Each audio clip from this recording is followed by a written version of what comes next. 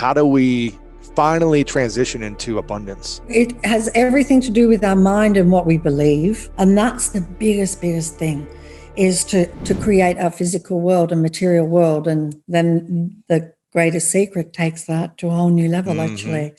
And so then you really get to see that, oh my gosh, it's super easy to create anything I want. Like, really, so easy. Because if we have a belief it's hard, then it's going to be hard, And so it has everything to do with our mind and what we believe. And so if we believe a thought, it will manifest. End of story. Manifest. So if we believe we are deserving of great love, then we will manifest it. If we believe we're going to be poor, we're going to stay poor. If we believe we don't deserve something, then it's not going to come to us.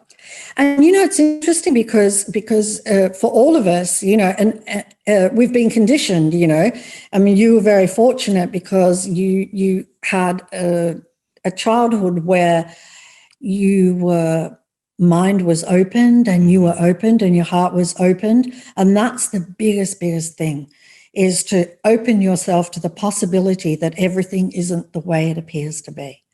And so even if you can just open yourself to that possibility just for a moment, you can pick up it all the next day. You can take it all with you the next day, that it's all real and everything that you're seeing. But if you just for a moment open to the possibility that things might not be the way that you think they are, then you have the greatest opportunity to really discover something incredible, how incredible you are.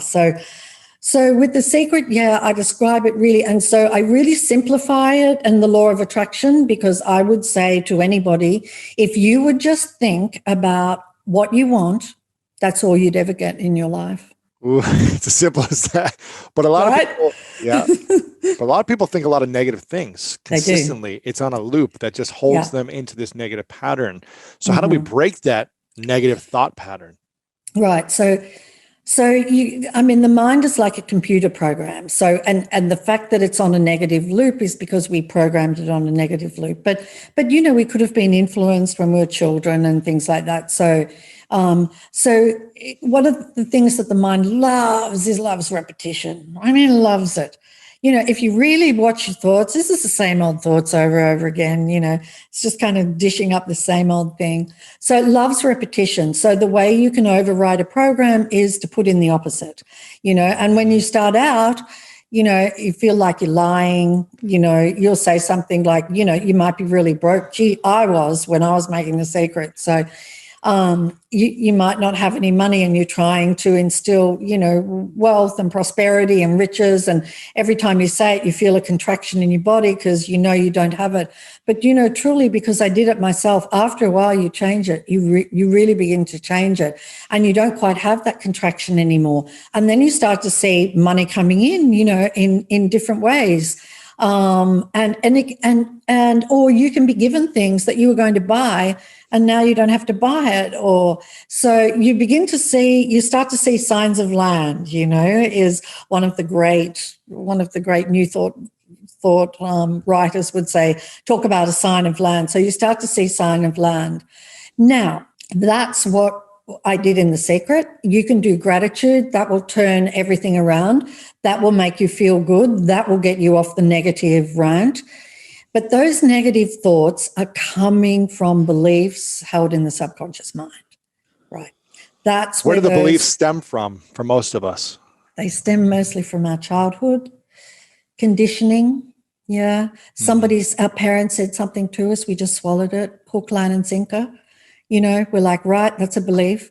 And so we take it in and then we have all these beliefs that and you can hear, if you're talking to somebody, like if somebody says, oh, I believe da da da da da, or because we say that all the time, or somebody says, I think da da da da, behind those two statements are going to be a belief. And so the really interesting thing, they're hard to spot because you believe they're true. They seem real, right? Yeah. So you don't think they're a belief. You think they're real, and so they can be hard to spot. But if you start to listen to yourself, I believe, or I think, or especially look at the things that you have a really strong opinion about. because where you have a really strong opinion is a belief that's underneath that. So one of the things that in the latest book is that I show how to dissolve those beliefs, and just really by some of the things that I've just mentioned, and you can dissolve them, and you just feel free. Every time a belief goes out, you feel completely free. It's amazing feeling. You just feel as light as a feather, and actually you feel invincible. Yeah. Because can you imagine, like if we have for example, the feeling of doubt, right?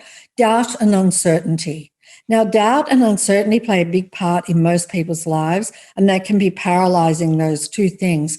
So just imagine living a life, zero doubt, zero uncertainty. I mean, incredible. How do we get to a place of not doubting ourselves? You can, because you need to know who you are. You need to know who you are so that you don't doubt yourself, because the one that is doubting is the ego, the one that is doubting is the mind, and it's not who we are. So then you've got to become very aware of your thoughts. That one that is doubting, the negative thoughts, they're all coming from the ego, right? All of them, because who you are would never have a negative thought ever. Who you are would never judge. Who you are who you are is allowing and accepting. And so all of those things are coming from the ego, and they are not who you are. And that voice in your head that you hear, that voice that's, so familiar to you and seems to know an awful lot about you and sounds like you, that voice is not you. That voice is just a program.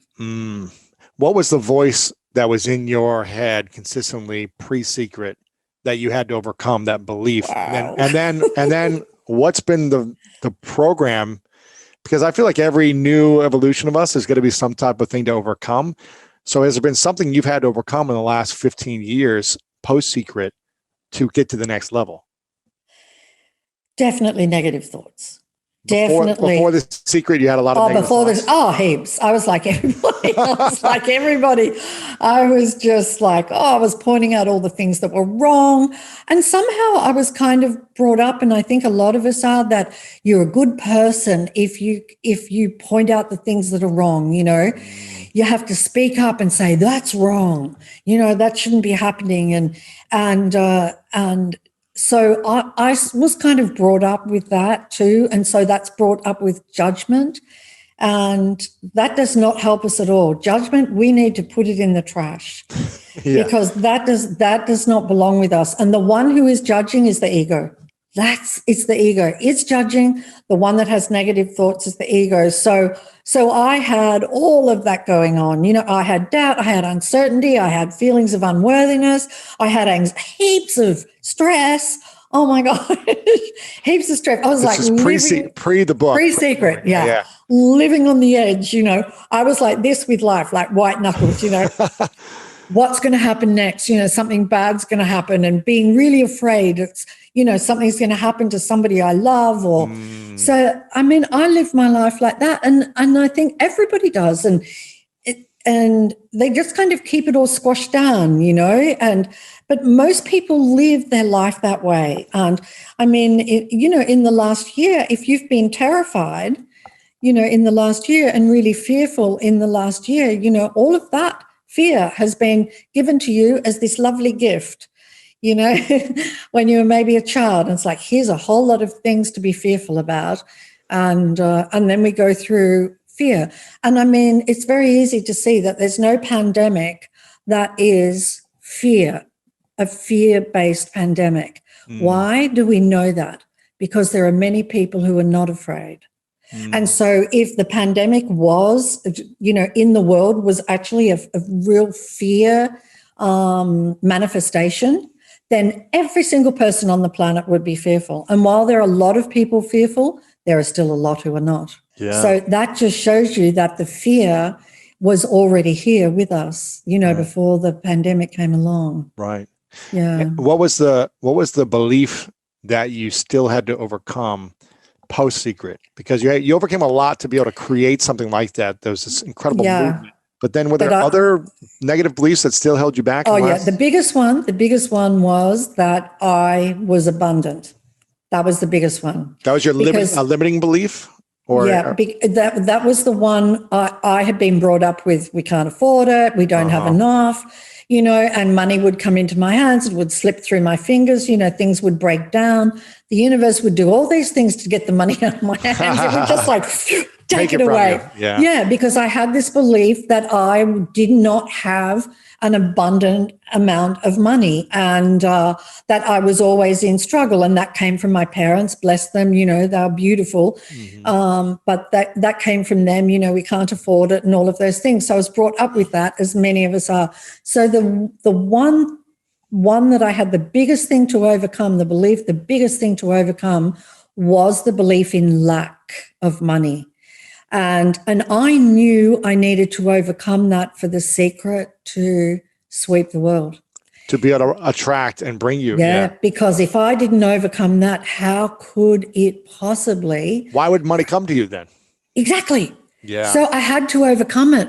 How did you overcome that? I mean, how do you overcome the fear of lack, of the not having enough, I'm not worthy of money? How do we finally transition into abundance?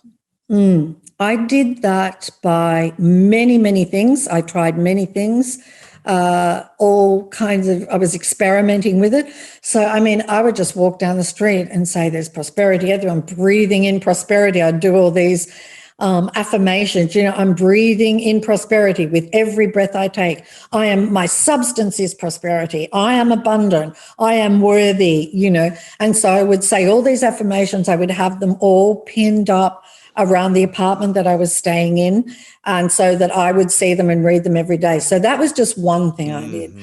Then what I would do, the biggest thing was, because at the time I was in incredible debt. I was making The Secret and I just didn't have the money to make it. Wow. And I started out $2 million in debt, mind you, because of a whole lot of shows that went really wrong. And so, because you were producing TV shows at the time. Yeah, right? I was. And so, $2 million in debt makes it sound like I had a lot of money. I never had anything like that money. But these particular movies that we're making, they ran over budget. And so I started with $2 million in debt. Wow. I remember I discovered The Secret and I went to my accountant and I said, you have to do whatever it takes to keep my company afloat. I'm going to make something that's going to change the world. I'm going to make it. You keep my company going. And so, and wow. And he just said, okay. And so I took out, oh my gosh, I maxed every credit card I had to the limit. I mortgaged my home to the absolute limit. I took overdrafts out on my company so I could make the documentary. Wow. And so I had crushing debt coming in on me and I needed more money to keep making it. So it was a journey of absolute luck, and the luck was just an expression of what I'd been brought up with. So I had to turn that around. So one of the things I did, like when I would go and then you would get your bills or accounts in the mail, it wasn't all online. And so I'd go to the mailbox and straight away my stomach would like, and if anybody's been in that situation where you just don't have enough money and you've got all these bills, it's a horrible feeling, and my whole body would contract and I would know that is attracting a lack of money and that's not attracting abundance. So I used to do this thing whereby I would do gratitude and I would listen to music and I would do as many things as I could until I felt really, really good.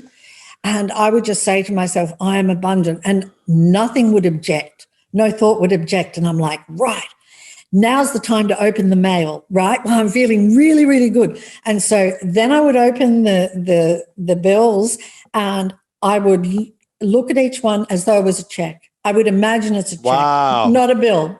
So you played a game in your mind and you're like, okay, in my mind. Here's $100,000 check. Exactly. And I would go, wow, look at all the checks I got today. And so I would do that, and then I'd open them up and I'd be like, wow, $160 check and, a $2,300 check. And then I felt like it wasn't I would add them all up, and that's how much I received today. And then I would think, you know what? I need to be receiving more money than that. So I would add zeros to the bills. And I would pretend that they were, instead of $160, it was a $16,000 check that was coming to me. And so I would add it all up and I received all this money. So that was one of the other games that I played.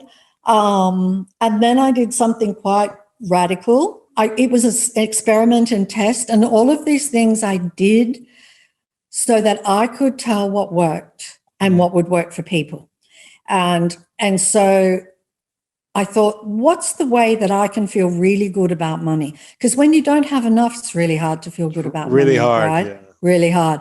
And so I thought, what's the one way that I can feel good about money? Okay, the way that I can feel good about money is if I give some away. Mm.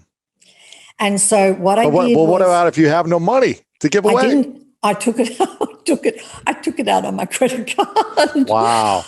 I took out these $20 bills on my credit card. I think I could access $100 or something. So I took out all of these $20 bills and I thought, right, I'm going to walk down the street, and I said to the universe, show me who to give it to. And so I would walk down the street and I was looking at everybody's faces. And I don't know if you've ever done that in your life, is just so silently walk down a street and look at people's faces, like with a heart wide open. And I was just melting, looking at all these people's faces. And then it was just amazing because the universe would just show me who to give it to. Like these kids walked out of a store and they're like counting their money. Oh, I don't have enough to get that, they're wanting to get something in the store. And so just, gave them $20 and they're like, thanks, lady, and ran back in the store to get, the ice creams or whatever they wanted. And it was an ice cream store, I think they were out the front of. And so yeah, I just went down the street giving away this money. And in fact, there were two, I think there was two or one $20 note that it just like stopped. It wasn't clear anymore who to give it to. And so I just stopped. Do you know that was on a Friday, and on the Monday, I received $25,000 in my account from a place that I never, ever, ever could have expected. Wow. Yeah. It's so powerful. Right? It's crazy. Isn't that something? Was there any other tests or games that you tried to, change your thoughts and play with your mind to start seeing yourself as abundant and in prosperity? Yeah, I did. I did lists of all of the things that I was going to, all the things I was going to buy, when the money came in. So I did all of these lists and I imagined that I had those things already. And I remember it was like, I want a house on the ocean. I really went all out, that was just some list. One of the things I remember is that I'd always wanted a Range Rover all of my life. And that was just beyond anything I could afford. And especially in Australia, like they were crazy prices. So, but still I put it on the list and I put all these things on the list. But, interestingly enough, like I did that because that was a way to turn money around. But when The Secret got released, I didn't care about any of it because, and I didn't even care. All that mattered was that I had got it out into the world, and now it was in the world. It could never be taken away. And that is what mattered to me more than anything, is that was going to get into people's hands. How you hypnotize yourself for success, what that was like, and I guess just that process. Look, I think the vision at a young age wasn't, I wouldn't call it as much, it was the early development of manifestation, right? And it was drawing, I have a self-portrait of myself from when I'm 14 years old, where it's me, this is no joke, it is me in a matching hat and shoes, like with a skateboard on the side, all of these, like this art easel, and then just stacks and stacks of money. Really? Right? And you drew this? I hand drew it, right? And it's like, the most fascinating aspect is it's this bizarre matching hat to shoes combo, and to me, like I always could feel intuitively the law of attraction, right? Really? And so even when I look at I was lost at 25 years old when I was like searching for some sort of way I was like a fix to help like redirect me and get me remotivated and refocused. And that's why I was looking for a hypnotist, right? And then I found a hypnotist who was at the Scripps La Jolla Hospital, and so to me, I'm like, okay, this is like a clinical psychologist hypnotist. This is real, right? And so when I got in Not some stage performer. Yeah, and so to me, it was like when I got in there, I was like looking for like, make me focused on skateboarding so I can win contests, like, whatever my vision was. And he immediately did this test and said, you don't believe you were meant to be successful at your subconscious level. And so that's what he discovered after doing some tests. Yeah, he did these tests, and then the initial hypnosis was just reinforcing at the subconscious level that I was meant to be successful, right? That I believed that, right? How do you learn to believe that if you hadn't believed it until then? And look, I would say that I grew it and built it at an early age and was starting to lose it. Okay. And so then you got it, helped. Which made you a professional at 16 Right. and kind of go to the next level. But then somewhere you lost it. Right. He reinforced it, and then boom, and most recently I went to his house, like a year ago. Really? Yeah, I went to his house. He's like, this hypnotist now is a lifelong friend. You know what I mean? I found him in the Yellow Pages. It was What's his name? pre-internet. The great Dr. George Pratt. And so, I've sent friends there. I go see him all the time. On my 5-year anniversary, he presided over the 5-year anniversary of our, when we renewed our vows. But I'm like, hey, can you just give me a check real quick? I just want to verify that I'm going to be a billionaire. He's like, come on in here. He's like, come on, stop it. That's going to happen. Wow. His psychological power. He's like, stop it. And it's just like, you're right, Dr. George. But look, I think even, we were both in Think and Grow Rich that we had shot before we did the initial interview together too. He was in the movie? No, me and you. Oh yeah, gotcha, yeah. Right, and it was. Even back then, like now I'm evolving and getting more intuitive of things being attracted to me. But it wasn't till 2018. I was in a bit of a pit of chaos, right? Because here's these great plans that I have built that were unfolding. 2016, it was all coming alive, right? Our interview was at peak youthful energy of like, the world is mine. I just moved to Beverly Hills. I'm having my first child. Got my new office in Beverly Hills, like my forever estates. Just launched the machine that month, right? All of these things, like I'm going to build and sell all these companies. Still had never done it. Just the vision, the hope, everything. The energy of what was going to become, in 2018, like things got sideways, right? The energy got sideways. How so? Was this the NBC show that didn't work out? No, this was them talking about like ridiculousness going away. Right? Really? And I had built Super Jacket for it to be acquired, and it was just like, wow, it's like this entire thing that I've got like built up, and this is the first company I'm building to sell, is going to kind of drift away here. And my wife suggested, like, why don't we just watch The Secret? Wow. And so I'm like, what, and I kind of remember The Secret, I sort of like remember The Secret. And then, the first 15 minutes, it just shifted my being. Really? It shifted my being in way of thinking of like stop it. Like, look at who you are, what you've done, and look at like the good that has constantly like found its way to you. Don't lose sight of that. Like, and I began to practice belief. And literally like a month later, my internal medicine specialist is talking about meditation. And I'm like, I have to meditate. And she's like, oh, in my office, we have this new company that has these meditation pods, the Soma Dome, right? And I'm like, can I try it out? And inside this Soma Dome, it's a guided meditation about manifestation. Really?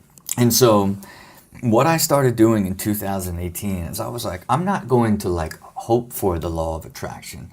I'm going to begin to practice it. So I would go to sleep every night watching The Secret. So it was the last thing I went to bed. And then when I would get up in the morning, I would get in my dome, right? And I would just like think of all the things I wanted to happen, right? And so instead of thinking in 2018 when they were talking about ending ridiculousness and I was in season 12, I decided I wasn't going to manifest season 13. I kept manifesting walking onto stage introducing season 30. Holy cow. So you weren't thinking about the next season. You were thinking about 20 seasons away. Right. And so for me, like it then evolved and like it literally began, it was like the seas began to part, right? Because what happened is because I own the production now, I was able to negotiate directly with the head of the network on the unit economics of the show rather than talent and producing fees. And so we got to a place where we decided from a business perspective what was best for the network and the ever-changing landscape of linear cable. And I gave him I'm like, give me the price you want, and then let me go and try to make it happen. Because you used to have a talent feed that was bigger, and then you said, let's work it. And somebody else would produce it. Now I produced the entire thing, own the entire production, so I understood where all the opportunity was to get it to his cost. And it's a nuance now, right? So I negotiated with him on the unit economics, where most, like even big celebrities and producers are still like it's fees, you know, like you don't have the ability to get into depth because you don't understand or own the production company at that level. And so it goes from right there. I got it to his number. We negotiated, and I was getting 30 episode seasons at a time back then. And I said, I can only do this price if we get to 42 episodes, and you got to pick up multiple seasons. Wow. And I was hoping for 2. He picked up 4, right? And so it went from thinking that it was completely like I'm gonna have to regroup and like television's over here to like now you're shooting 186, right? Like, and the beauty of it is I had built the company up to that point. You needed 3 years of EBITDA to take it to market and sell it. The entire plan was like, we got to get through the 3rd year and take it to market. And on the 3rd year, they were like, we don't think the show's coming back. Basically like, okay, that means the production company's going out of business after I was getting ready to take it to market and be my big first win. And instead, that 186 order, I took it straight to market. Now I took it to market. Here's the 3 years in EBITDA, and we have the biggest order in the history of cable television, right? Like that's the biggest order? One of the biggest ones, right? And so that is how huge that changed. And then what happens? Now they have more episodes, they air more. It gets this entirely new life. Then they're like, can we get more? Really? Then by the following year, you know, and keep in mind at that time I sold the company. What year was this now? The company was acquired in 2019, right? So, and then it was like, it had this explosion. So then it's like, how many can you give us? And I'm like, so I went through all time management, all aspect, because keep in mind, I'm still doing all of this while living super balanced, happy, normal life. So I could do 250 max. 250 in a year? Yeah. And then I was like, but in order to do that, like, can you pick up 2 years? And then they were like, what? No brainer. Let's do it. So they then ordered 500. 500 eps? Yes. In 2 years? In 2 years. And that put me to 30 seasons, right? So it's like, so, you know. Oh my goodness. And again, so you were visualizing 30.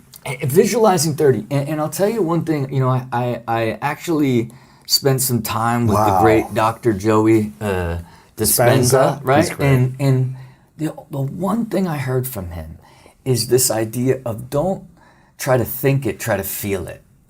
You know, don't when you're trying to like tap into the quantum field and generate energy in the law of attraction, the things that you are thinking about, think about the feeling. That's why I like went through the feeling of like what it feels like to be on stage. Welcome to season 30, right? So it's a much more richer sort of existence. So now it's like I practice it every single day. I am in you know, that Somodome meditation pod, like feeling what I want to happen 7 days a week, almost never miss a day, right? And I track it super extensively, and like literally it's like 97, 96, like almost every, like 97% of this entire year I have been in there just visualizing what I want to happen. I gotta get one of these domes. Yeah, look, keep in mind, like think how hard it is to just meditate every day. That's so hard. Right? Think about how hard it is to just do anything healthy every day. For 5-10 minutes. Right. You know what I mean? I didn't do it overnight. I had to grow into it. It's a muscle. Getting that level of discipline, being able to commit to it, you need to do it over and over. You go through your highs and lows. You stop for a little bit. You go back to it. You stop. Like it goes like that till you finally grow the muscle of the consistency and the discipline to where it turns into a way of life. Yeah. I just don't. I can't even imagine not doing it. If I don't do it in a day, I'm like, where are all my dreams? You know? Like, how important is it for people to feel what they want to manifest on a daily basis then, as opposed to once in a while? I mean, look, I'm living proof that you can exponentially accelerate towards it if it's part of your focus. Where do you think you'd be if you didn't do that on a daily basis? It's hard to say. And go to sleep almost every night watching The Secret or something like that. I've been falling asleep to a lot of Jim Rohn, old Jim Rohn, this old school his philosophy that's also super sharp. Because what I've just found is like you're like this. You know, I'm gonna fall asleep instantly, right? Like I sleep pure and quick, but it's like let me be in this like sort of growth mindset as I'm like drifting off asleep to like set the tone, right, for what it is. So I don't know, and it's, again, I think with a lot of stuff that I do, it's extreme, right? It's like so extreme, like you know, track every minute of your life. Yeah, and like tracking every minute of my life, having the qualitative data of every single day, asking myself how I feel about my life, 0 to 10, right? And of life, work, and health. The beauty of that is it is a clear indication of the quality of your life. Yes. And I see direct correlation to my discipline on my quantitative stuff. Did I get up at 5? Did I brain train? Did I meditate? Did I get in the gym? Did I have a clean diet? Did I not drink? You could look straight up the line and look at the qualitative numbers, and they are 1 for 1, right? And at scale, right? You see you've gamified your discipline. Yes. Right? And in a sense, you've gamified driving the quality of your life, right? Which, what does that do? What do all those things actually deliver to you? You're just happier, you're more fulfilled, you feel better about yourself, you have more confidence, you have more belief, right? Like all of these things. But again, I started it in 2015.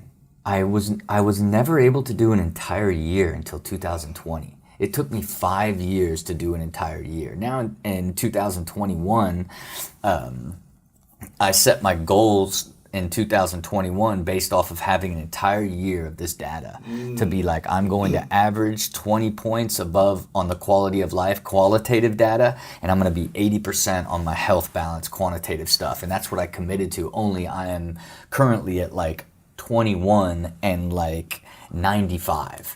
It just, it like, once I gamified it and now I'm playing the stats, like it made me even that much more disciplined and excited and energetic to stay more disciplined, which in turn gives you more energy, more discipline, and more self-belief, output, more self-belief, more success, all these things that compound on top of each other, because that's, you know, it really is a compound effect in all aspects of your life if you see your life as all of these different systems that have the ability to expand, right? Because as they expand and they're harmonious, you get this extraordinary energy and build this great foundation that you grow into the ideal version of yourself. Because that's ultimately everybody's goal, you know. If you could only do 5 things on a daily basis that would set you up for freedom, success, abundance, what would those 5 things be? I mean, to me, you know, it is the core 5 that I do. I'll skip brain train because that's just more like a discipline thing for fun. But you get up early. You know, like lately I've been getting up at 4 and 4:30 because it's like you get so much out of being highly organized and having time to get a ton of stuff executed before the chaos starts, right? Because I don't care who you are, the chaos starts. You know, in my case, it starts at 7 the moment my kids get up. Yeah. So everything that I can get done ahead of then is essential, right? And including free thinking and ideating and all these things that get lost when you're just going from thing to thing to thing and exhausted, and then like veg out, get up, go thing to thing to thing, right? Like the life force is constantly recalibrating and getting clarity on where you're headed. As part of it. But one for sure, get up early, meditate, you know, and everybody does it in a lot of different ways, but meditation for me isn't get quiet and breathe. It is, I put headphones on, I get in a dome, and I listen to a guided manifestation meditation. That's like basically reinforcing my drive and ambition and hopes and dreams rather than trying to bring peace. And it's a different style, but I think anytime you just take that like 20 minutes to be outside of your body and ultimately the reality, if you will, is a great reset. And, you know, I think, you know, number one, far and above is diet, man. I just I don't care. If I could boil down the core of my happiness, the core of my execution, the core of it is literally clean diet, right? And it also compounds, right? Yes. And it compounds back and forth, right? Because like you can get clean and get a big momentum, and you can just start to eat lightly bad, and you just level off. You know what I mean? You definitely can't go a layer deeper. But it is, of course, the hardest one to maintain. It's the battle between the upper self and lower self, right? Yes. It is that pure battle of like, you know you shouldn't be doing it, but like you just can't stop it. Then once you start it, here's the problem for someone like me. I have to create all this discipline and gamify it to protect me from me. Because I will start to dip down. To justify, I'll dip down, and then I'll do like fake health for a while, right? And then I'll be like, after my wife's birthday, then I'm gonna get focused again. You're always like, you're always like breaking that battle between my upper and lower self. Is you know, I would say even this year is probably the only year, and I was committed to it again because I had the data and like now seeing like gamifying it as like I just want my body composition this. You know what I mean? Like, cause I swear, like normally it would like literally summer dip back up in the winter. Starting over January 1. It's almost like in December, it's just pizza and wine. And cheese and cookies, ice cream. And to me, it's like... So how do you do an 80-20 approach to that? Do you have a cheat day? Like, how do you make sure you're not this disciplined freak of nature all day long and not also enjoying moments of... Yeah, I try to like not put I just try not to lose control. Yeah. Right? And then I keep a foundation and my foundation is just chicken, vegetables, right? And intermittent fasting. That's it. Right? So I just no rice, no bread, no snacks, chicken and vegetables at like 10 or 11, chicken and vegetables at like 3 or 4. And then, okay, it's date night. Like I'm going to go with the wife and we're going to go movie. I'll have popcorn, right? Yeah. Like it's your baseline that you can commit to, and then now it's a battle between your upper and lower self. Where do I lose it? In the spring when I went on vacation. So I had to, and I got back into that same mode where I dipped so quick. And it was a 5-day trip to Cabo, and I'm in a dogfight. It felt like I was like fighting to like get back to that extraordinary discipline, right? And even with this much discipline, I was still fighting it, you know, and wavered throughout the summer, but stayed committed to like let's be this year. Look at how disciplined, how much better you feel about life, all the things that are happening to you. Like let this be the beginning. At year 5, I finally had like a pure year that I envisioned in 2016 that I was trying to sell to you that I was going to develop and be. And it took 5 years. And I just think that's another testament of like, you're talking, I'm so disciplined. I'm so committed, yet I still highs and lows and chaos. Like it took me 5 years before really 4 years into the 5th year before I really got there. You know what I mean? Which is just a testament to like having a plan and knowing that, hey, you're going to grow into this over the next 25 years, not try to do it overnight. In 6 months, 1 year, 2 year, 3 years. Well, I think the law of attraction and manifesting are the same thing. So law of attraction, for everybody who has not read The Secret, is simply your thoughts become things. And it's true. We've talked all about how when you have a negative self-talk, it tends to draw more of that to you. I think about it like lint in a dryer. Once negative stuff starts collecting, it collects a lot more. We can also talk about your brain filter, something called the reticular activity system, and how it is a live network that filters the brain. We'll dig into that deeper, but let's do surface level right now, manifesting law of attraction. So here's what everybody gets wrong about manifesting. Everybody, at least kind of in the mass market, what you're trained to think about when you think about manifesting is vision boards. And when you hear the word vision boards, you think about the big stuff. Should you have big dreams? Of course you should. Should you dream of building a mansion on the ocean if that's your thing? Yes. Should you dream of the log cabin? Yes. If you want a Lamborghini or the new Ford Bronco, should you? Yeah. Yes, yes, yes. If you want the family, if you want the body, should you think about? Yeah, absolutely. Here's where everybody goes wrong. You dream about the end. You make this gorgeous collage of all this stuff that has nothing to do with your current life.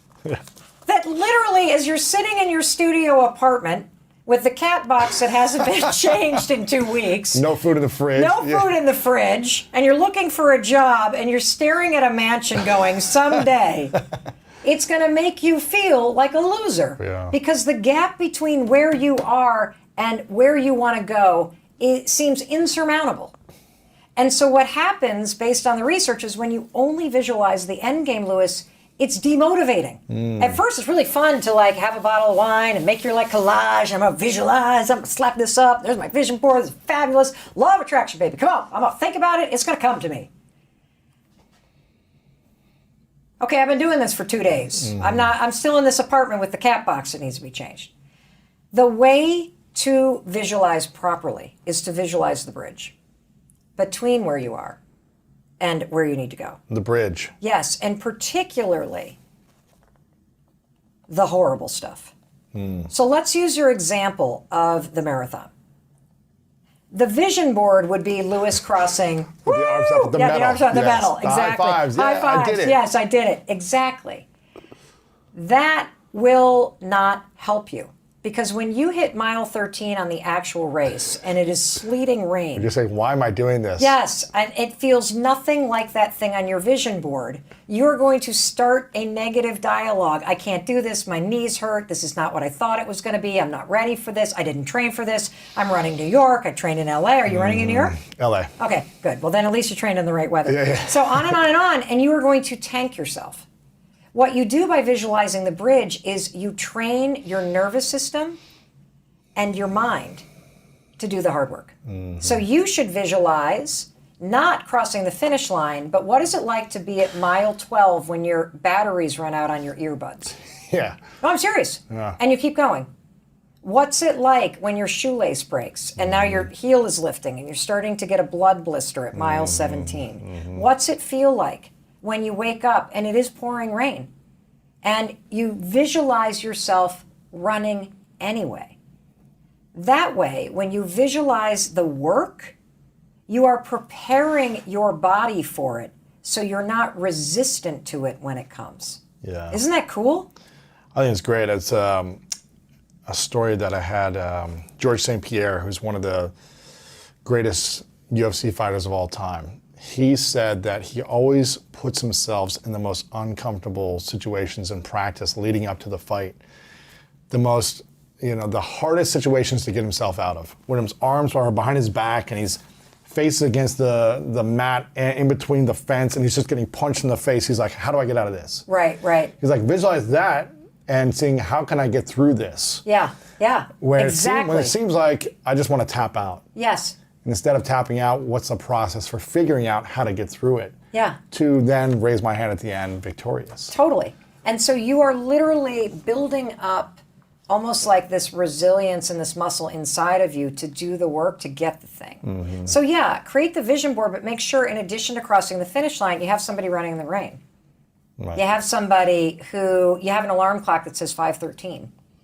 You have, these images that show the stuff that you don't want to do. So like for people who want to launch a business, for example, like a lot of people that I'm sure follow both of us are dying to launch a business or interested in being an influencer, social media, or making money online. And what you visualize are the checks, or you visualize the money you're going to make, or you visualize how cool it's going to be when you're a lifestyle entrepreneur, whatever the hell it is.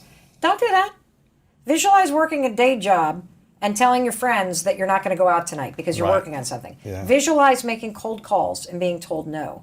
Visualize not going to that party because you're staying in on a Saturday and not going to the barbecue because you're putting in the work. Yeah. Visualize sitting at a seminar and learning from other people. Visualize watching YouTube videos. Visualize your first ever course failing miserably. Right. Like literally, that's the sort of thing that you want to visualize yourself doing and pushing through, because that's going to help you do the work. Yeah. Isn't that cool? I think that's great. Yeah, visualizing. So in order to manifest what you want, don't just visualize the good things happening, visualize the bridge, all the things it's going to take to get Yes, there. and the hard parts of the bridge, because then you're ready for it. Then you're like, I didn't expect this to be this hard. I mean, it's still going to be hard, Right. but you're less likely to quit. Yes. So what have you done in the last 5 years to help you manifest after the first book? Were you doing this as well, or kind of once you get on a rhythm and build momentum, does it become easier to manifest in your opinion? Well, so I am constantly training my mind to work for me. And there's this little trick that I talk about in the book that is all sort of the beginning of having a high five attitude. And a high five attitude is the ability to catch yourself when you're going mentally low and to flip yourself back up into a high five attitude. Okay. The thing that I know to be true is that you cannot control the things around you. You can't control what's going to happen. You can't even control how your nervous system might respond or what thoughts might pop into your head. But you can always choose what you do next and what you make it mean, right? And so that's where all the power is. Yes. And so I do this thing where this is, again, it's going to sound so dumb, but it's a way for me to introduce you to the power that your mind has to change in real time. Okay. We've talked a lot about negative self-talk.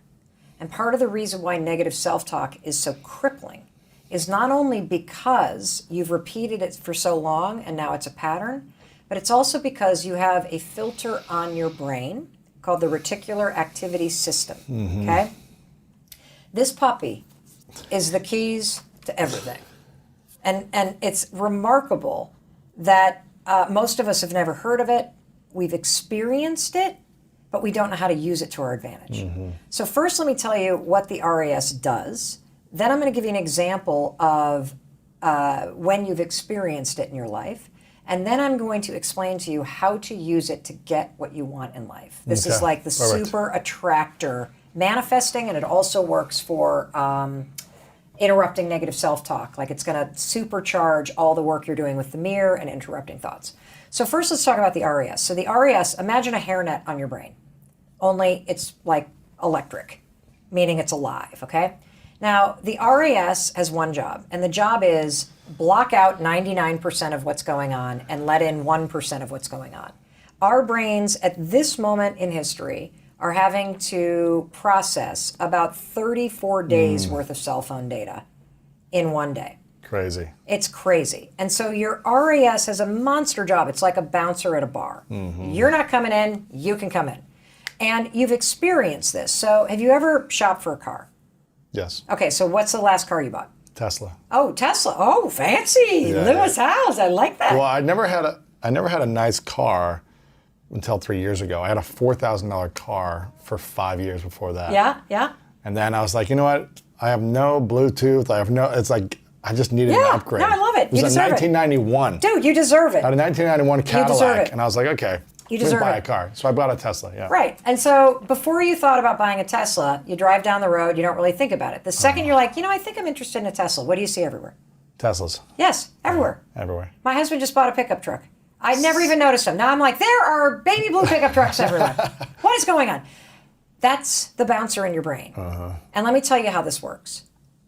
There are only 4 things that automatically get through the bouncer in your brain, the RAS. Number 1, your name.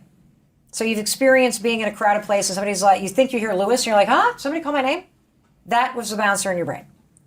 The second thing that always gets let in is any threat to your safety. So there are loud noises all the time, but only ones in close proximity make you go like this.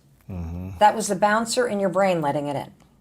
Okay. The third thing that gets let in is when you sense that your partner is interested in sex with you or somebody else. You're like, Chris, who are you looking at? Stop looking at her. You know what I'm saying? You kind of pick up on the signals. That's the bouncer in your brain. And the fourth one, and this is the $1 billion thing that everybody needs to know. The bouncer in your brain lets in whatever you think is important to you.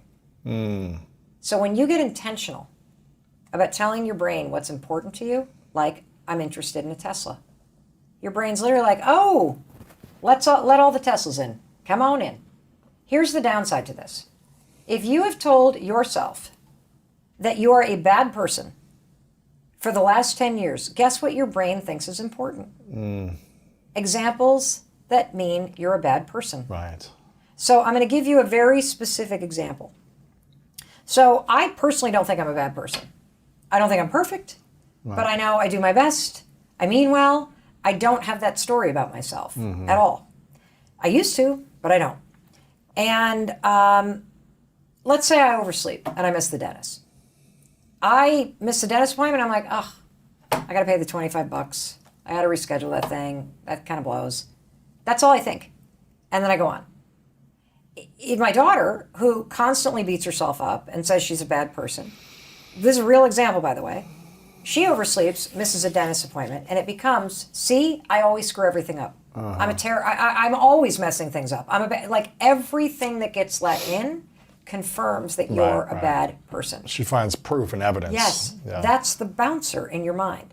I'm here to tell you that when you get intentional about what you want to think about yourself, it changes in real time what your brain lets in and what it doesn't. Yeah. That helps you with the other things that you're doing. The high five in the mirror, the I'm not thinking about that, the pathetic mantra. Hey, just because I missed the dentist appointment doesn't mean I'm a bad person. I'm doing the best I can here. Give myself a break. Right. High five. You know what I'm saying? Shake it off. Get back in there.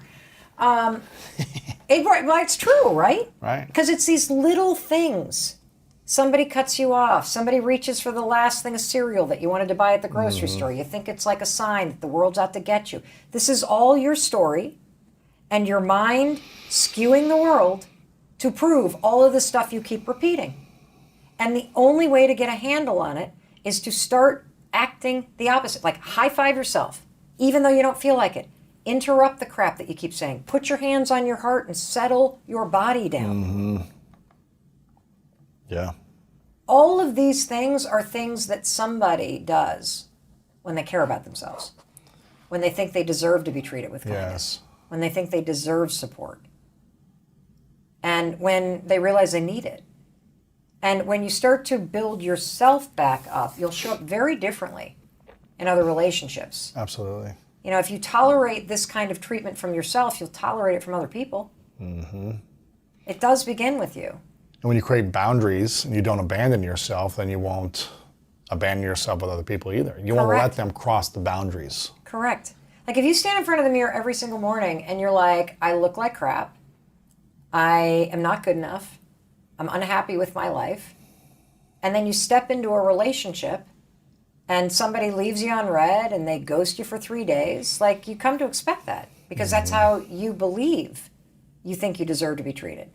When you stand in front of a mirror and you're like, hey, You're awesome. We got this. I got you.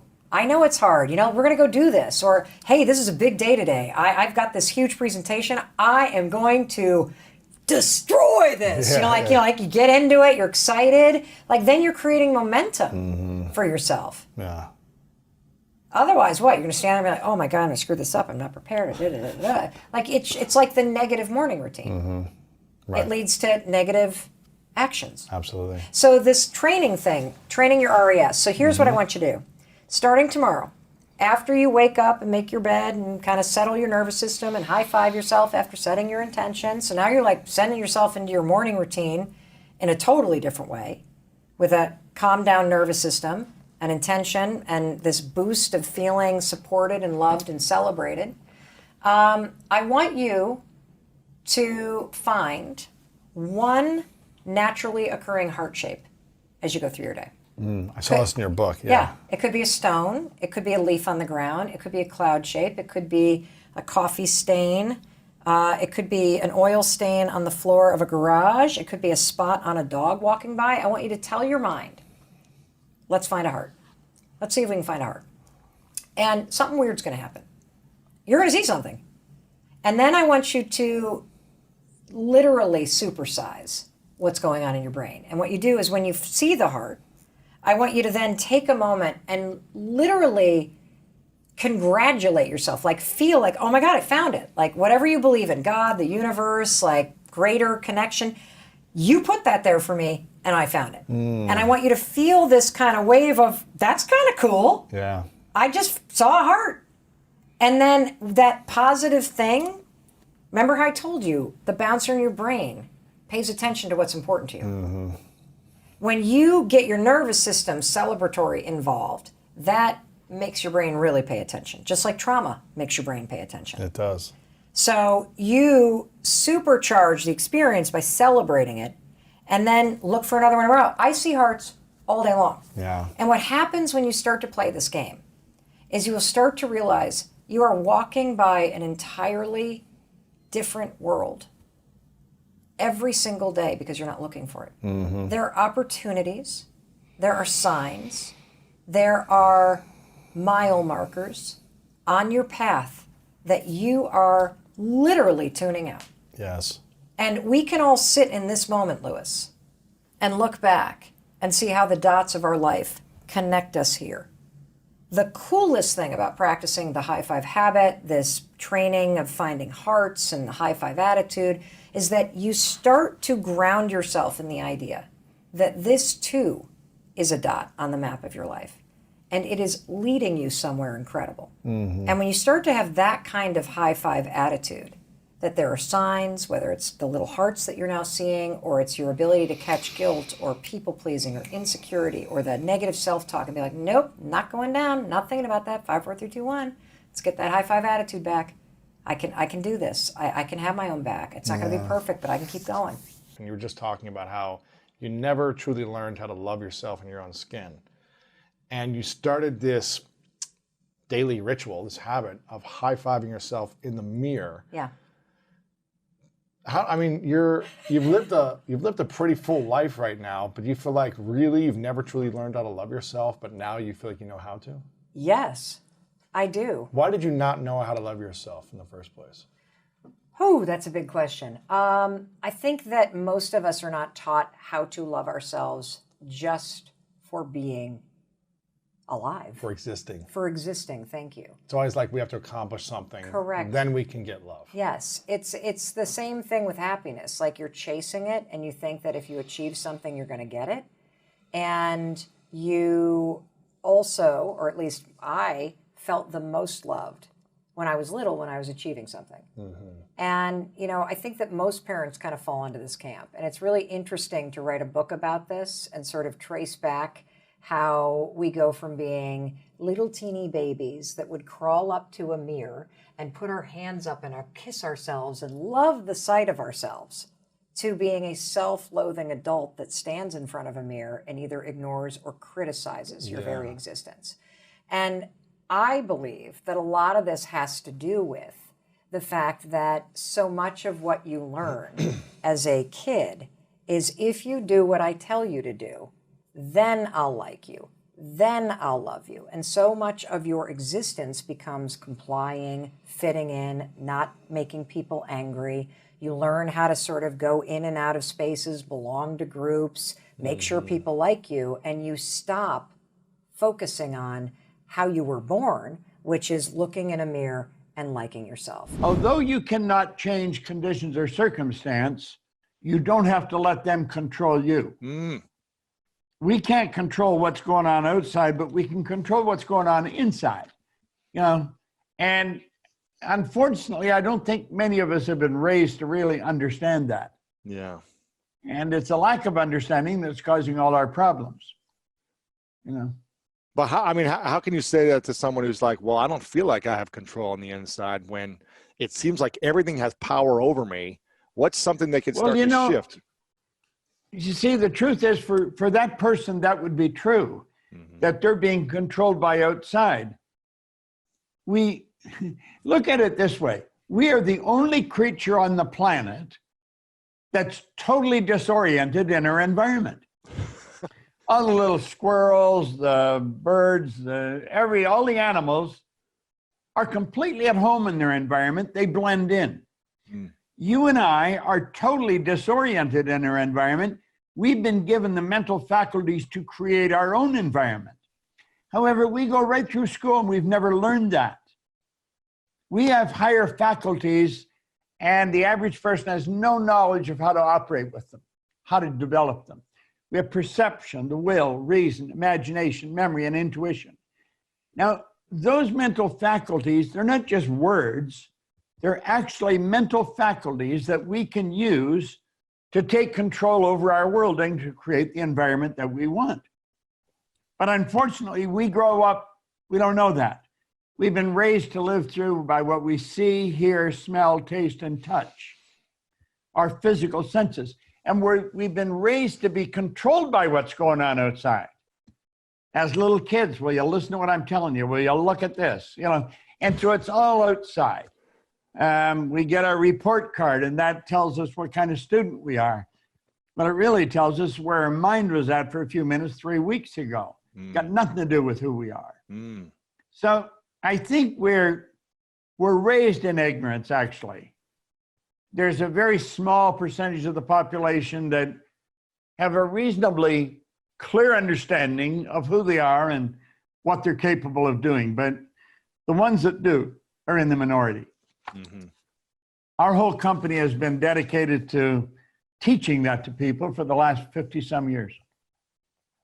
Powerful. You talked about the 5 faculties, the 5 mental faculties, and I even touched on this briefly in our previous interview.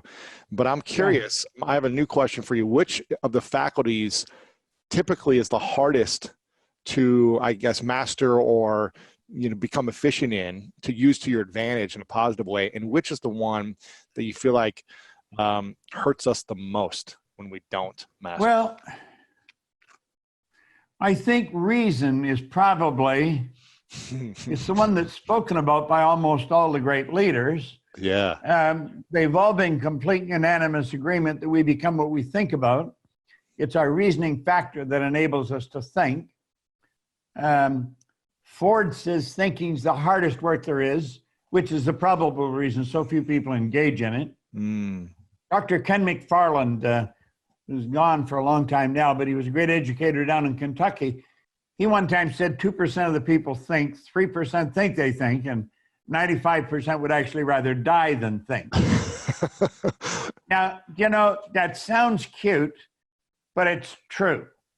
If you stop and listen to what most people are saying, it's going to be fairly obvious they're not thinking. If you stand back and watch what most people are doing, it's fairly obvious they're not thinking. Or they would never say or do what they're doing. Most people today have their television on the news, and they're just soaking up all the stuff that's going on that's dominating the media right now. So they've become a plaything for what's going on outside. And that's why they're living in such fear. By consuming the media, of whether it's true or accurate or not true, you're being manipulated. Absolutely. In a sense. Yeah. it's not a matter of whether it's true or not. Is this how you want to spend your life, just listening to that? That doesn't mean you should deny it. It doesn't mean that you should say, well, that's all false. I don't know whether it's true or false. It's just bad news. I don't want to be involved in it. Yeah. Am I aware that it's there? Well, you'd almost have to be dead not to be aware that it's there. But that doesn't mean you have to spend your time thinking on that. I would much rather activate some of my creative faculties and do something that's constructive. In a time under crisis and worry and fear for a lot of people, what should we be thinking about? How should we be using our imagination in different ways as opposed to fixating on the bad news? Well, I think a good idea right now would be spend some time thinking about how are we going to adapt when this is gone? Yeah. Because we're going to live in a different world. We're not going to be in the same world when this is all blown over than we're in right now. It's going to be quite different. Yeah. People are not going to be rushing out to big events where there's a lot of people. They're not going to be rushing to restaurants. I think they're going to be very careful about what they do, where they think, and where they're going. So I was listening to Cynic, and he said, if you're a public speaker, don't look for a stage for a little while because you're not going to have one. Yeah. Now, this also presents great opportunities. It's for us, for my company, we're going online, full speed ahead. Now, fortunately, we built the studio 4 or 5 years ago, so you're prepared. We're equipped and we're ready. Yeah, we can broadcast. We had a training class going in here just last week with about 300 of our consultants from all over the world. We had a 3-day training program for them, and it was very effective. Online. They didn't have to come together. Yeah. We did it from right here. Yeah. I mean, you're known for doing these powerful transformational workshops in person. So for someone, I mean, it's very inspiring for me, for someone at your age, where would be the excuse of most people your age to say, well, I don't understand this technology thing, and I've been doing this way of business for so long. It's always worked this way, and I'm not going to try to reinvent or evolve and pivot and grow in this way. So it's really inspiring to see someone of your age with your level of experience to say, you know what, I'm embracing it. Maybe I don't like it. Maybe you do like it, but you're embracing it and making the most of it as opposed to resisting. Because what happens when we start to resist in our life? What truly happens? Well, when we resist it, we create it in our mind. That's all we think about. You see, I guess my age really has nothing to do with it, but I formed that attitude a long time ago. Yeah. I didn't like the idea that when you've lived for so long, you've got to cut out, you've got to stop. I thought, hell, I don't like that idea at all. First of all, I think I believe we're here to do God's work. God's work is creation, expansion, fuller expression, greater goodness. And if we're going to do that, we're going to be working at it all the time we're here on this planet. We never stop. So age should have no bearing on it. I had a couple of people ask me when we started to build this place, we put a couple of $1 million into this, and somebody said, how old are you? And I think I was probably 83 when they started to break ground. They said, you're 83 and you're going to spend $2 million building a studio? And I said, yeah, why not? I mean, you see, we let things that really have no concern, we let them bother us, we let them control us. Age is a dumb thing to let control you. It's our thinking that controls everything. That's the one point every great leader agreed on. We become what we think about. Well, what's a person thinking? I'm thinking if I get old, I got to stop. Well, then you'll stop. Or I'm thinking, well, if I've been here a long time, I've got a lot of experience. I want to utilize that experience to keep me going as long as I am here. I mean, anybody had their head screwed on right a few years ago would know that this thing's going to take over. Yeah. And if we don't learn how to use it, we're toast.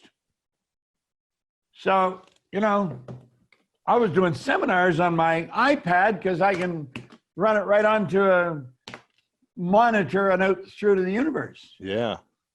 What should we be thinking about the most right now in your mind? If I think we is the should most be important thinking thing. about our future. I think we should be thinking about the greatness, like it's the school of greatness. I think we ought to be thinking about the greatness that we've got locked up within us and bring it to the surface. Everyone has deep reservoirs of talent and ability within them, and they can bring it to the surface to accomplish anything they want. Now, to sit in fear and wonder what's going to happen, that is a dumb waste of your talent and your time. Yeah. And unfortunately, that's what most of the media is promoting right now. To believe in fear is to believe in something you can't see. To believe in faith is to believe in something you can't see. Well, if you have a choice, I think I'd choose faith over fear. Absolutely. I think I believe where I can really see something happen. I believe we're going to have a phenomenal year in our company. Wow. In fact, I have a business partner, Sandy Gallagher, and a very bright lady, was a securities attorney prior to joining us. She ran a program this morning for our entire company. We have about 70 people in the company. She was teaching masterminding to them all and saying how this is important, that every one of us get involved in this, that we learn the basics of masterminding, that Napoleon Hill brought to the world, let's say, way back in the 30s. Now, I think that's what we should be teaching people. Sandy was on the right track there. So I think we ought to be thinking about what we're going to build. How big are we going to do it? Where are we going to do it? When are we going to start? Our goals have not changed. They're very big. They're very ambitious. And we're not letting this virus slow us down one bit.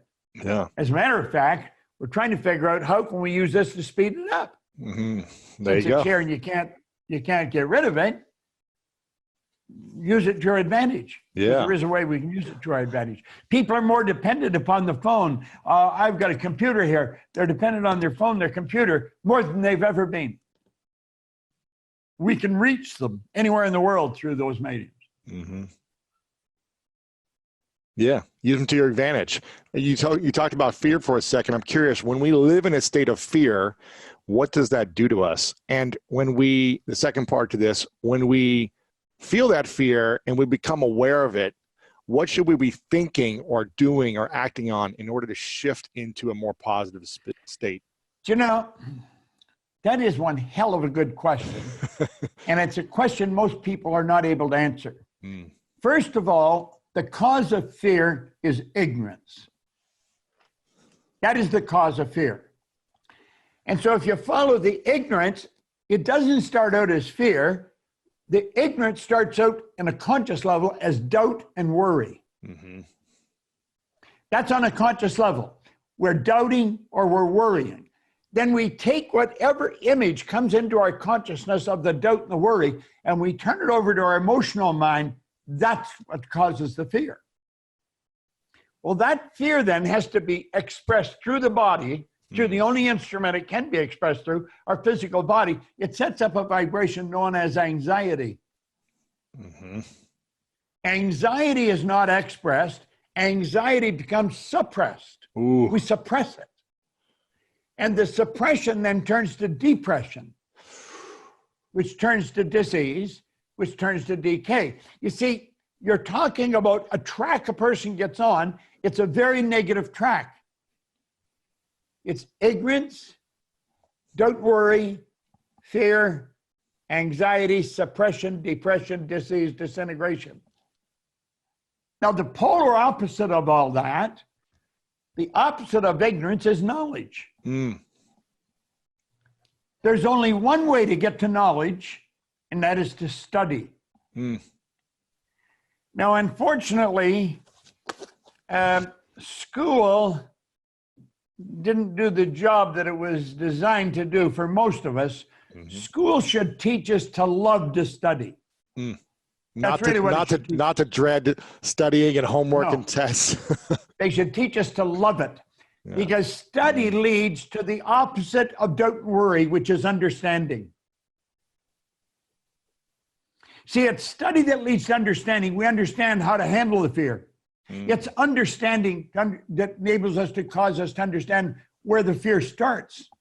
The understanding, then we want to say, what do we understand? We want to understand this whole universe operates by law. One of the laws is the law of opposite. The opposite of doubt and worry is understanding. Now, if the doubt and worry leads to fear, what's understanding leads to? Understanding leads to faith. The faith leads to expression, well-being, and expression. It's not depression. It's not suppression. It's not anxiety. The faith leads to well-being. The well-being then is expression, acceleration, because we're at ease. There's not dis-ease. So you're dealing with polar opposites. There's two different sides to things. And when we understand that, our world starts to change. It's by understanding that we learn how to deal with these pandemics when they hit. And they will hit. There will be others. There always has been, all down through history. If you look back, there's been things like this happen in the past. And unfortunately, the masses are sort of paralyzed by it. Yeah. And as a people, we add to that paralysis by feeding them more of what scares them. What we should be doing is helping them understand what the hell's going on. Why do we do that as people? Why do we feed people more of what scares them as opposed to what you and I do, which is try that's what people want. That's what they buy. People don't buy good news. People buy bad news. Why though? Can you imagine if everybody that tunes into CNN tuned into the school of greatness every week? It'd be amazing. Can you imagine if everybody that tunes into Fox tuned into your school of greatness every week? Have you any idea the impact you could have on the world? That's what we're trying to do. It'd be enormous. It'd be enormous. Yeah. People want bad news. It resonates with where their mind is programmed. They're programmed with negative information. Their paradigm is all bad news.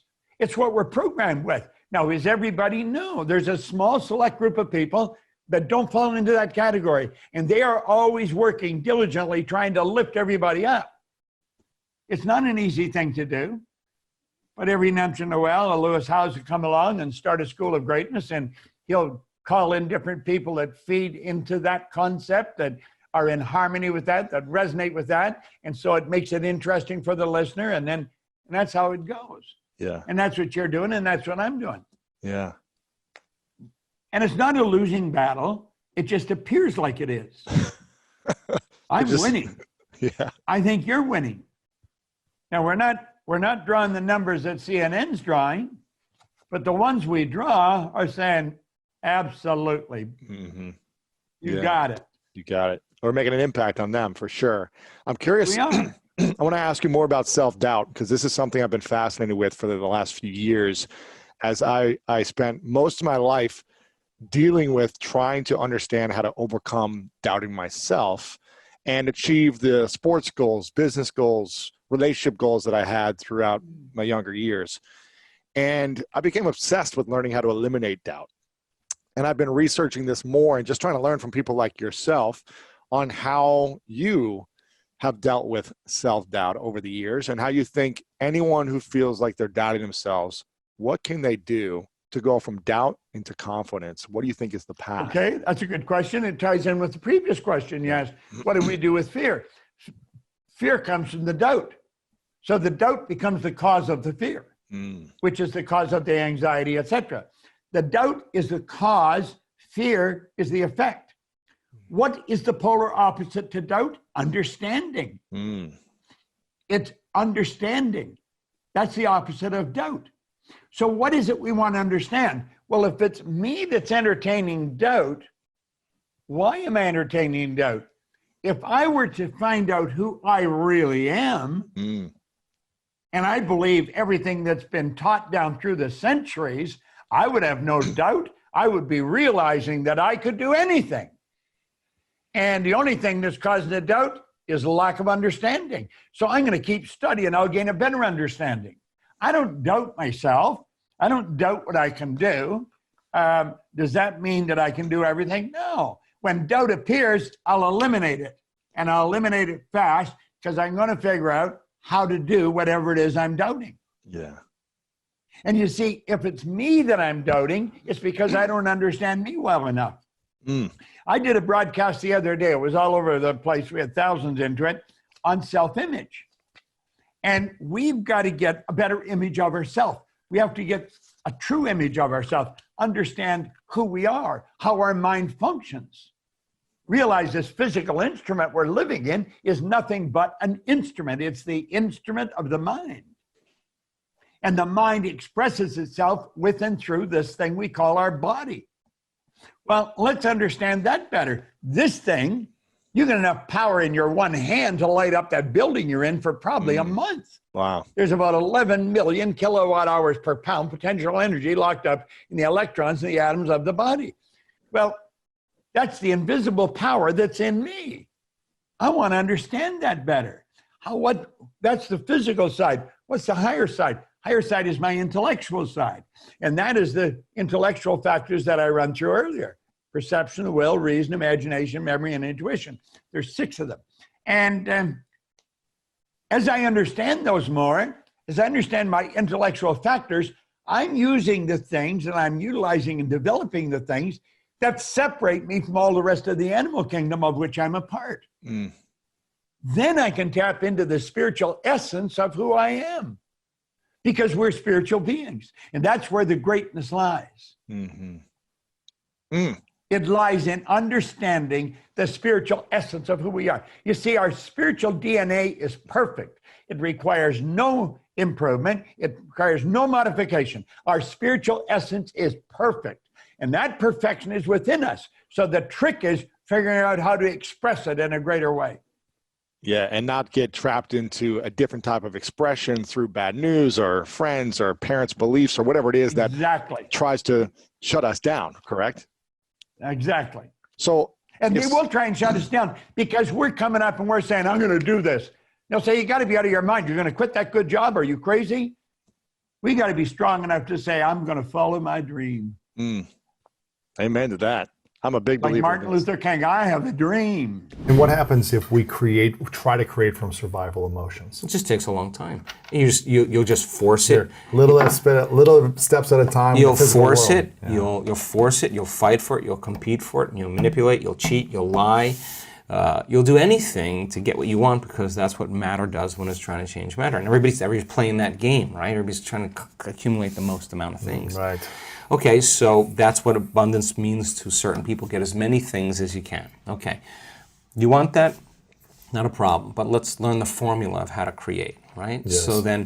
So then you'd have to feel those emotions before the experience occurred. And if you understood that you could dissociate all of your attention from this three-dimensional reality and have no attention on anything known, and understand it's the field that creates matter, not matter that emits the field. And if you could get to that place and change your energy with a clear intention and elevated emotion, your heart starts beating in this beautiful rhythm like a drum. We've measured it so many times. And when that occurs, the next thing that happens, the heart informs the brain, it's safe to create now. So the person relaxes into the present moment. And then we see this, like if you took a big sheet, and a blanket and you went like that, the energy of the heart actually informs the brain to move into these beautiful, elegant states of alpha brainwave patterns, coherent alpha. And that's saying, what's the next dream? What's the next opportunity you want to experience? That's a state of creation. So now you have a Wi-Fi signal. You got a coherent brain, that's a directive, that's a signal out, and you got this coherent heart. That's what draws it to us, right?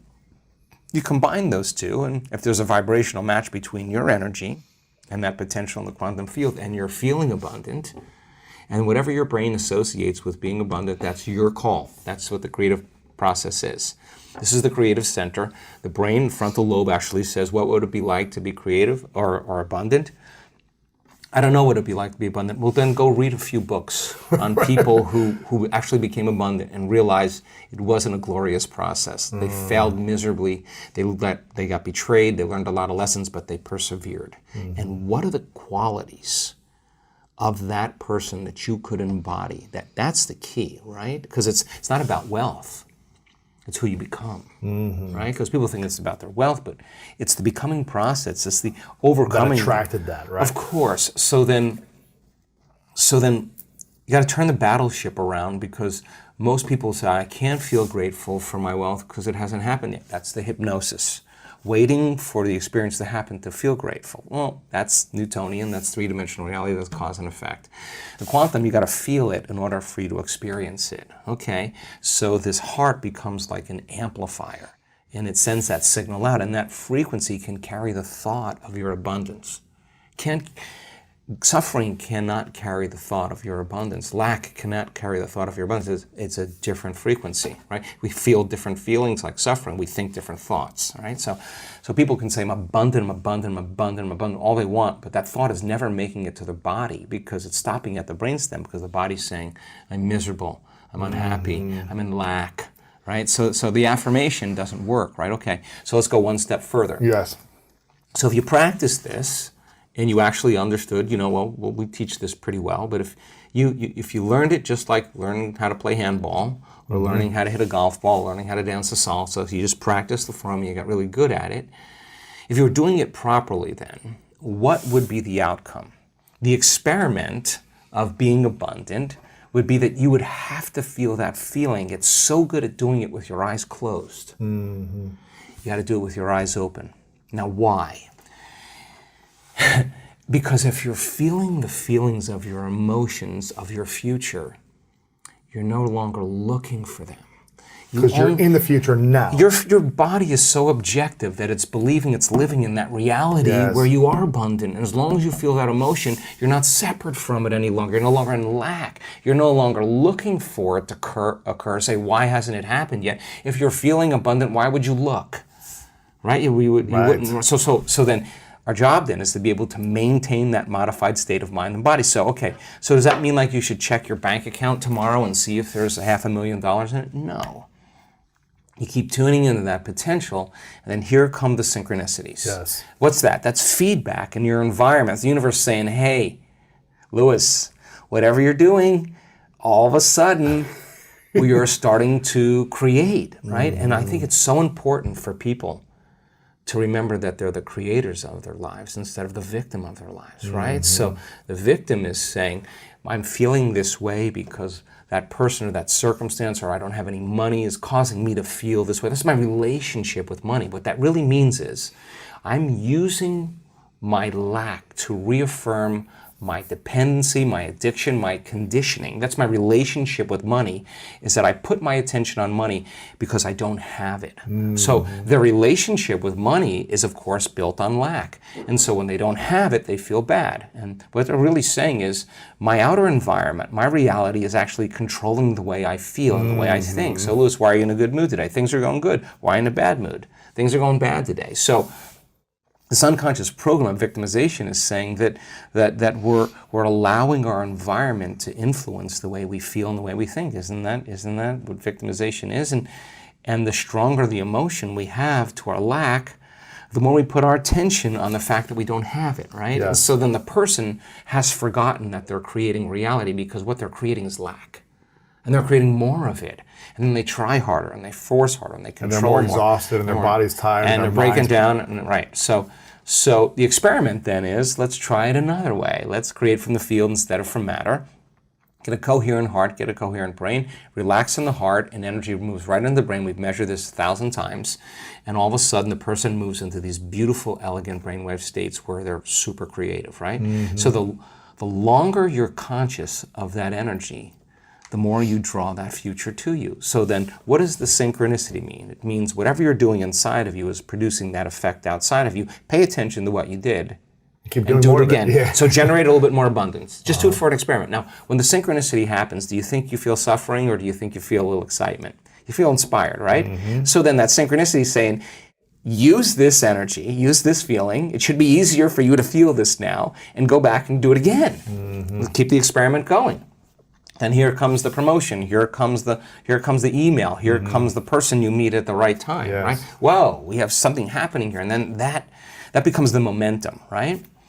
So then we generate abundance. That's how we do it. And the relationship... It doesn't just happen by accident, we generate it. We generate abundance, right? So then if you have an hour meditation where you're tuning into your abundant future, but then you're spending the other 15 hours a day in lack, don't expect anything to change. You defaulted. You're back to the old energy. And if you say it's that person or that circumstance or that bank account, I'm going to say you're back to the unconscious program of being a victim, right? So then let's go a step further. If your personality creates your personal reality, and it does, and your personality is made up of how you think, how you act, and how you feel, then the present personality who's listening to this podcast has created the present personal reality called their life. Nothing big there. Which means if you want to change your personal reality, you're going to have to change your personality. Right. Nothing changes in your life until you change, right? So then 95% of who we are is on autopilot, right? It's a programmed thoughts, hardwired thoughts, beliefs, perceptions, unconscious habits and behaviors, and really, really emotional responses that tend to be really knee-jerk and automatic, right? So if 95% of who we are is a set of unconscious programs, then the first step to change is becoming conscious of those unconscious thoughts. Now, people think when they sit down to do the work and make their change that they're doing something wrong. No, those thoughts have to come up. I'm not worthy, it's never going to work. But the person who's truly persevering towards their abundance realizes just because they have that thought doesn't mean it's true. They're curious on what's on the other side of that thought. Well, that's just the thought, right? And nerve cells that no longer fire together no longer wire together. So you keep moving past that thought, it has less and less power over you, right? Now you have power over it, or better yet, you're using your brain in the proper way instead of your being a victim to your brain, right? If you complain about money, if you judge people who have it, if you rush when you're in lack, if you cheat when you don't have what you need, an abundant person doesn't do that. You got to look at that and say, I got to break these habits. Yes. Oh my God, if I truly want to be abundant, I can't act this way. Now here's the big one. If I truly want to be a new personality that's in a new personal reality, I can't take lack with me. I can't take unworthiness. I can't take the story that goes along with it with my parents or my grandparents or my ex or whatever. That story has to end, right? I mean, if not now, when, right? How do people end those stories? Well, of course. Well, how many times do we have to forget until we stop forgetting and start remembering? Right. That's the game, right? That's the game called change. How many times do we have to go unconscious and default to that old personality when we catch ourselves and stop doing that and get conscious? That's the moment of change. So the problem is that most people wake up in the morning and they think, let me think of my problems, right? The brain is a record of the past, right? So they think about their problems. They don't have enough money, and those problems are usually connected to certain people at certain places with certain objects and certain things. What didn't work out, or who screwed me over. Or so the moment they wake up, the moment they remember those problems, they're thinking in the past. So now they're firing and wiring the memory. They're keeping the memory of the past alive in their mind.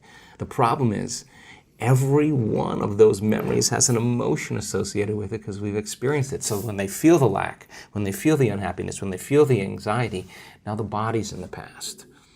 Thoughts being the language of the brain, feelings being the language of the body, how we think and how we feel creates our state of being. But the conditioning process starts because conditioning only needs a thought and a feeling, a memory or an image and an emotion, and a stimulus and a response, and you're conditioning your body to become the mind of that emotion. And now the memory's not in the brain. Now the memory's buried subconsciously in the body, and the body becomes the mind of that emotion. So the body is living in lack. And it's believing, It's the body is that through the nervous system, or is that through neurochemical, the cells, everything. So the body's so objective that it does not know the difference between the real life experience that's creating the lack and the emotion that you're creating by thought alone called lack. The body's believing it's living the same past experience every day. Why? Because the end product of an experience is an emotion. Well, if your life is changing, but you're still feeling lack, don't expect anything that you won't even see it. You'll walk right past it. You're viewing your life through the lens of the past. So then the person realizes that all their friends are making money and they're doing stuff, and they're like, wow, I'm really feeling lack now. So then when it no longer becomes about your abundance and it becomes about your change, that's a valuable moment. When it's no longer about your healing, but it's about your change. I paid attention to a lot of people in the last couple of years tell their story. The people who heal in this work from cancers and all kinds of chronic health conditions and Parkinson's and strokes and paralysis and all kinds of things, rare genetic disorders. It never was about, when they've really got in the game, it was never about their healing. It was about, what do I need to change in order to heal? When the game goes like that, so then the person who's feeling lack, on some level or another, it's not just in the mind, it's in the body, right? So let me hear you say that again. When someone's looking for abundance, it's never about the abundance, it's about the change they need to make for healing? No, I'm using healing as an example, yes. But let's use abundance as an example. When you understand that you cannot get abundant, when it's no longer about the game called abundance, it's about the game called change. What do I need to change? The more I change, the more I'll be abundant. Yes. So then it's no longer about how come it hasn't happened? That's the old personality, separate from the experience, still in lack, asking that question. Which is creating your current reality. Which is reaffirming it, because that's the lens you're perceiving it through. So we should be focusing more on what we need to change every moment as opposed to the abundance or the healing. Well, the word meditation means to become familiar with. Sit with yourself long enough and not turn on your cell phone, not scroll through your social media, and do no TikTok, no emails, none of that stuff. Don't just sit and close your eyes and watch the thoughts that come up. That's the exact reason why you're not abundant. Watch what you want to do when you're feeling lack, to take away the lack, and there's always something you would do to take it away. But sit with the lack and be curious on what's on the other side of it, right? Because the body's programmed into lack now subconsciously, right? So the emotion of lack drives our thoughts and drives our behaviors. So it makes sense then that if an emotion is a record of the past, then we're doing things habitually from the past. We're thinking in the past, right? So lower the volume to the emotion every time you notice lack comes up. And just like breaking any addiction, there's going to be cravings, right? So the body's going, hey, Lewis, it's been about 2 hours since you're so used to doing this thing. You've been thinking lacking thoughts about 150,000 times a day, and you're just going to stop now. The body's going to start influencing the mind and saying, it's not going to work. You're a loser. It didn't work before. It's too hard. Everybody else. That's why it's so hard for people to lose weight or get in shape, because you might try it for a few days and then the cravings, or I'm tired and I want to go default back into the old personality. Right, because why? Because the body, which has been conditioned, the body is the unconscious mind. So the body's got used to the familiar feeling. Even they don't even know it's lack. It's just how they feel. It's not guilt. So so let me finish. So the hardest part about all of this is making a different choice. And the moment you decide to make a different choice, get ready, it's going to feel uncomfortable. Right. It's going to feel unfamiliar. Your body's all of a sudden saying, hey, Lewis, why don't you start thinking those same exact thoughts, do the same things, make the same choices, demonstrate the same behaviors, have the same experiences, so you could feel that feeling of lack. Complain again to somebody, call somebody up and say how miserable your life is, right? And that's the known, right? So the body is always influencing the mind to return back to the familiar territory. To the default. The default, okay.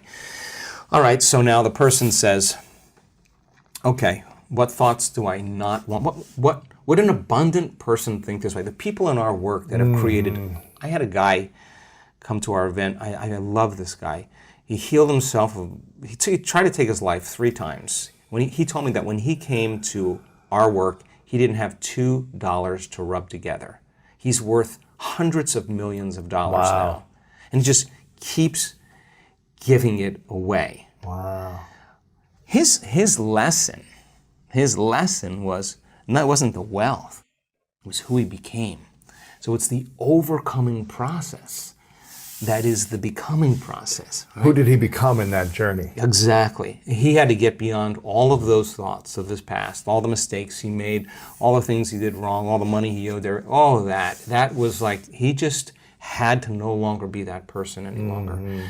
But he did say, how would a wealthy person live? And when he created his wealth, what do you think the first thing he did? Started giving? Giving it away. Why? Because an abundant person doesn't have any lack. And he knows how to create more of it. And he's in the experiment. Well, what would happen if I keep giving it away? He keeps getting more.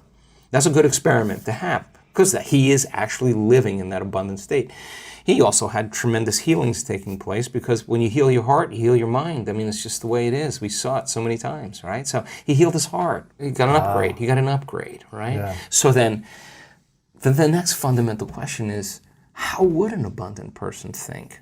Write it down, dude, and fire and wire those thoughts in your brain and install the hardware. Keep doing it with attention and intention. It becomes the new voice in your head. It becomes a software program. Then say, okay, how am I going to be in my life today? What would an abundant person, how would they behave? And before you reach for your cell phone and start scrolling through your social media, close your eyes and rehearse in your mind how that person would walk, how they would breathe, how they would smile, how they would greet people, how they would be on Zoom calls, how would they be in traffic, how would they be at dinner. And the act of closing your eyes and mentally rehearsing the act, if you're truly present, the brain does not know the difference between the real life experience and what you're imagining. In fact, just a little bit of time, you start to install the neurological hardware to look like you already did it. Now the brain is no longer a record of the past, it's primed for the future. Keep doing it, keep rehearsing. No different than playing an instrument, no different than learning how to dance, no different than learning how to act or play a sport. Everybody's always rehearsing, right? The rehearsal process changes the brain to look like you've already done it, you've already experienced it. Now what's the essential part of that? The hardware is in place. Now all you gotta do is step into the footprint. Keep doing it, it becomes a software program. You start acting like an abundant person. Everything changes. Your energy changes, your mood changes, the way you walk, the way you breathe, your posture changes. You're out of the known, right? Yes. You gotta condition the body now emotionally into the future. Can't open your eyes in the morning until you are feeling worthy to receive. And if you can't feel worthy to receive, then if not now, when? If it takes you 2 hours to get there, ask me if it's worth 30 years of running, trying to get what you need matter to matter. Okay, so then the person who wrestles with their lack, they're out of the bleachers and they're on the playing field. Now, here's what we learned. Let's go back to beliefs now. So remember, a belief is just a thought you keep thinking over and over again. A belief is something that you keep thinking enough times that you hardwired in your brain and it becomes an automatic program. And we have beliefs about all kinds of things, money, relationships, God, whatever it is. It's all based on what we've been told or our past experiences, right?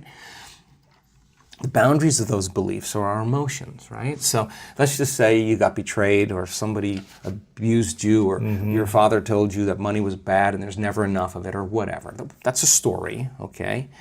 But somehow it left an impression on you. Remember that event very clearly, and that's kind of rooted in who you are, right? Okay, so that emotion then is the boundary of our belief, okay? So how you think and how you feel creates your state of being. If you take a thought and a feeling, a thought and a feeling, a thought and a feeling, a thought and a feeling, that's called an attitude. A series of good thoughts with a series of good feelings, you say, I have a good attitude today. You have a series of negative thoughts that are connected to a series of negative feelings. You say, I have a bad attitude today. So attitudes are just shortened states of being.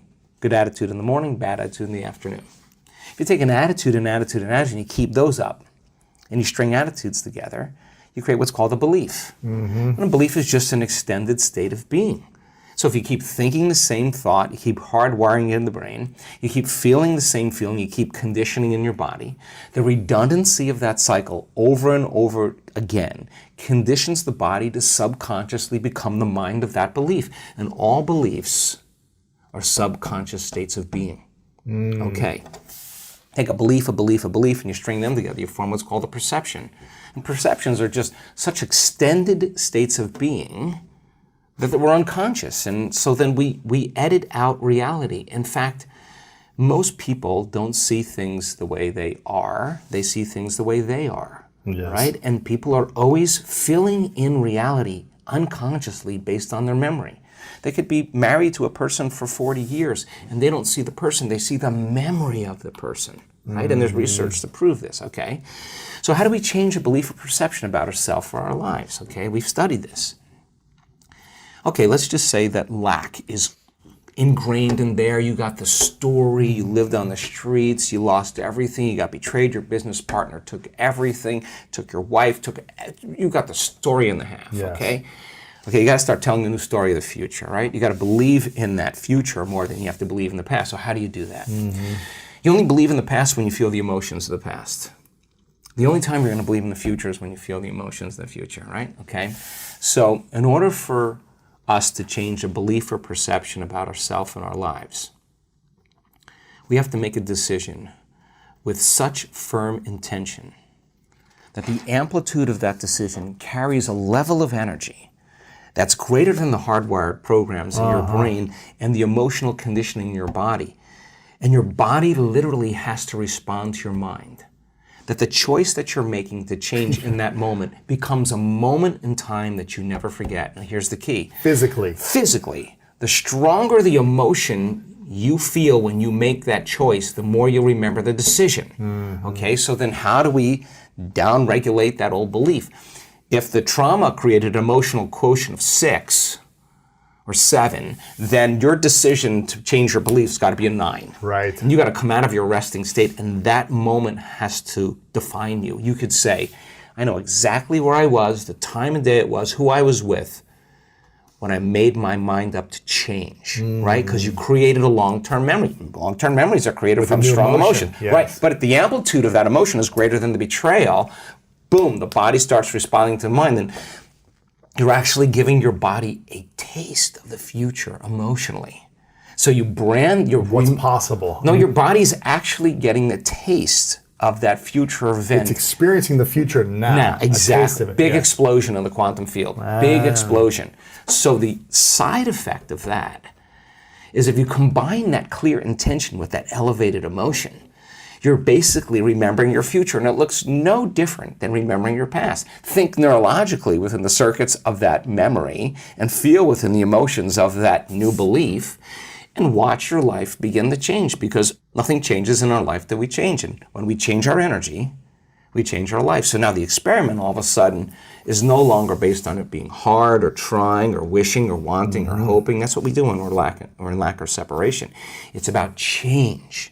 So then when we finally realize, in order for us to become abundant, we have to overcome the old personality. And that's 95% of who we are, right? Yes. So then the side effect of the beginning of this process is a lot of discomfort. It is a lot of discomfort because you're stepping outside the known into the unknown, and now you can't predict. It's scary. No, you'd rather hold on to your lack. The pain, the suffering. Rather tell the story of that. At least it makes you feel something that's familiar. When you step outside and you're saying, I'm not going to complain about money any longer. I'm not going to complain about I don't have any. I'm not going to judge other people who do. I'm not going to say I can. I'm not worthy. It's never going to work. All those things got to go. I'm not going to feel lack. I'm not going to feel unworthy. I'm not going to feel separation. I'm not going to feel resentment. These are the things that are keeping my reality the same. Now it's no longer about abundance, it's about who you become. So the overcoming process becomes the becoming process. And so many people come to this work, they want abundance, they want healing, they want a new relationship, they want a new career, they want the mystical, but really they want wholeness. And they want healing, they want peace. They want wholeness. Because they feel unwhole. Well, when you're in lack or you're in separation, you're not whole. Imagine feeling so much wholeness that's impossible to want. That's what we're working on with people. Then you can really enjoy a sunset. Then you can really enjoy a meal. Then you can really enjoy your friends. Then you can. I talk to people that are very abundant. I mean, in the billions abundant. And so many of them say, we are in misery. They're not whole. We're in agony because they can't enjoy life anymore. That's what they want. I mean, people want abundance to be able to enjoy life. They want to be able to do whatever they want with whoever they want, as many times as they want, wherever they want. That's freedom, right? Or people want abundance. The sponsoring thought is really they want freedom, right? Or whatever their sponsoring thought would be, right? So then creating from the field instead of from matter, to shorten the distance between cause and effect, requires that clear intention with that elevated emotion, coherent brain and coherent heart.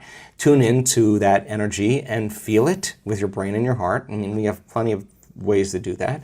Examine your personality and examine your personal reality. Change your personality, change your personal reality. Don't make it be about abundance. Make it about becoming abundant by overcoming the person who's not abundant. The person who heals themselves from a health condition, who's no longer thinking the same way, no longer acting the same way, no longer feeling the same way. You ask them where that disease is when they stand on the stage in front of 1,500 people or 3,000 people, and that's a 4-minute mile. Everybody's leaning in. That's truth right on the stage. They say, where is that? Where is the disease? Oh, it lives in the old person. Wow. I'm somebody else. That's not even a story. That's not even who I am any longer. So, lo and behold, when we do our research, and people do this, in 7 days of going all in, at the end of 7 days, their body looks like, genetically, with all the metabolites, that they're literally in a different environment. Here's the weird part. They're in a ballroom. Right. There's not a lot happening in a ballroom. Right. What's happening in a ballroom? I've been to thousands of ballrooms. But the environment somehow looks like they're living in a very prosperous, very healthy, very loving, nurturing, very whole environment. Why? Because they were signaling genes ahead of the environment. And if the environment signals the gene, okay, that's epigenetics. The end product of the experience in the environment is an emotion. If you feel the emotion before the experience, you're signaling the gene ahead of the environment. And genes make proteins. And proteins are responsible for the structure and the function of your body. We have to use the circumstances that we're living in as an opportunity to go further in our own personal development. What does that mean? Period. Let me unpack this for you. To truly manifest means that you feel good. Feeling good means your energy's free, you're inspired, you are receptive, and therefore attracting towards you what you desire. So if we're in a place now where we feel like we're out of control, we're trying to get control, we're in the opposite of that manifestation state, which I refer to as being a super attractor. We're no longer connected to that power. So the way back to that power is to put our personal growth first, to get back, not go out and try to force anything or do anything out there to find control, but to turn inward, to go deeper and identify what's unresolved, work out what needs to be healed, bring forth to the surface the truth of what's up so that we can show up for it, and get back to a baseline of feeling safe, a baseline of feeling joy, a baseline of connection. Rather than thinking that I have to go get control over something, we have to return to who we are. And it's a lot of language, but I can further that too. And what happens when we try to control our environment on the outer world, people on the outer world, schedule, food, working out, whatever it may be, when we try to control everything on the outside, but we're constantly in trigger mode. Things affect us so deeply, what's happening on the outside internally. Will that give us a sense of control if we have everything under control, but we're still triggered by everything? So when we're triggered, we try to find control because it's a way of staying safe. Being triggered in any form is really just an activation of a sense of being unsafe. So what we're going to do in that moment is go try to control our relationship or go try to control our food or go do something to feel safe. And that also can come in the form of addictive behavior like overeating or drinking too much to anesthetize and numb out that feeling of being unsafe, that feeling of being activated and triggered in a wound, in a place of fear ultimately. So what we want to really begin to recognize is the reasons that we get triggered, and then find tools, self-soothing tools, self-help methods, breath practices for self-regulation, regulating our own nervous system, our energy, our field in those moments so that we don't live from trigger to trigger to trigger to trigger to trigger. During COVID, man, I mean, the whole world has been triggered. So we've been in this constant state of hyper arousal, fight, flight, freeze, reactivity. And I said very early on, I said this in March of 2020, there's 2 ways you can show up for this. You can numb out and drink and use and anesthetize yourself in whatever way you do, or you can show up. And when I say show up for yourself, show up for the unresolved parts of yourself, show up for the painful stuff, show up in your therapy, show up on a show like this, show up in a self-help book, show up through a 30-day contemplative practice, whatever it is that you are guided to actually take action with it.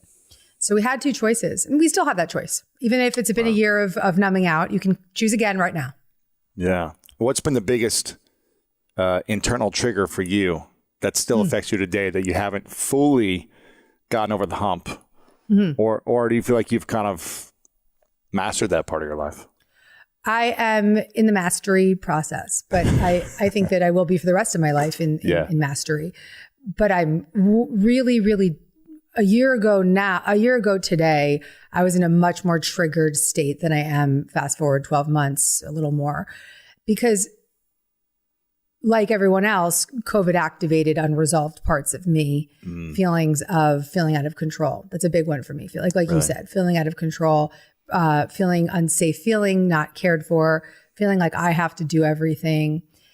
So while I've spent the year really, really like in full blown recovery mode, like saying, hey, I see this head on, what hit the fan. I'm gonna show up now. I've shown up with every ounce of my being and have really come out the other side. But to your point, it's still there. So it's not that I'm completely healed and I have no triggers. The difference is that I'm so aware of those triggers. I said to my executive team today, I said, listen, guys, I said to our HR director, I would like you to go. We've been doing a lot of educating ourselves on how we want to have our company structure and team communication. And I was like, the exec team, which is our CEO and our COO and myself, we're kind of in our old habits. But our energy isn't there anymore. Like we're not those people anymore, but we're still falling into these old habits. So can you help us create the structure through which we can have boundaries and proper communication so that we can step into the new patterns of who we are? So some of it is that we have to catch up with our own growth in a sense. And I think I've seen that personally and professionally. So it's fascinating when you make a commitment to your inner life, what can change, and then the discomfort along the way too. Right. What would you say is what's been the biggest trigger for you in general in your life? Feeling inadequate and unlovable. Really? That's the feeling. Okay. What triggers that feeling is feeling out of control, feeling like people aren't showing up for me. Because the thing and when that people don't show up for you, or you don't feel like they're showing up for you the way that you want them to, I feel inadequate and unlovable. I'm interesting. Wrong. Even though they might be showing up for you fully in their capacity, if you don't feel it a certain way, I have to do everything. No one can take care of me. Wow, man, I'm sure a lot of people can relate to that. So how do you learn to overcome that on a daily basis when that's been so embedded for so long? One of the tools I've been using and studying, and I plan to get trained in, is IFS therapy, internal family systems, founded by a new friend of mine called Dick Schwartz, who I will introduce you to because I'd like for you to have him on the show.